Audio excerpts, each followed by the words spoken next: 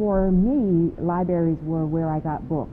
My mother was a big reader, but we were not rich, and we rarely went to the bookstore. So every week, without fail, my mother went to the library, and we had we always got the maximum amount, usually from, back in those days, it was sometimes up to 8 to 10 books you could check out, even though I couldn't read all those in a week, and I'd have to bring them back to renew. So it was a source of reading material for me. For whatever reason, the public libraries filled a gap that my schools weren't able to fill. I don't know why we didn't have libraries in my school.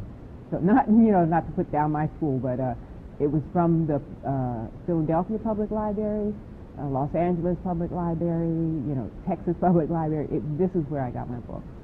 No, I never had a relationship until I was older with a librarian. My mother had the relationships with the librarian, and she would bring us into various libraries, explain to the librarian how old we were and what was appropriate for us.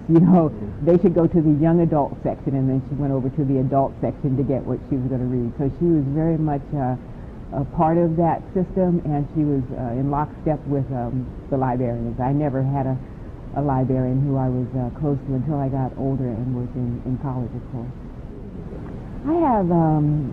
I used the library to get books. I recently in the past month, went to a seminar on, digital research, online research, given by the New York Public Library, just really trying to, again, get something that I hadn't gotten in school from the public library. So that just really kind of acquaint myself with how to do scholarly research online, which no one taught me how to do it in college. I really did not totally know how to do it myself. So it's still a source of information and a place to get books, although I do frequent bookstores much more than I did as a child.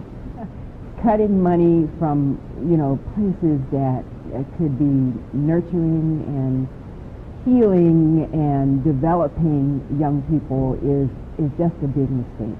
I mean, you're going to cut from the school, so then the kids come to the library to get what they can't get at school, as I did, and then you cut from the library, so you've cut everything.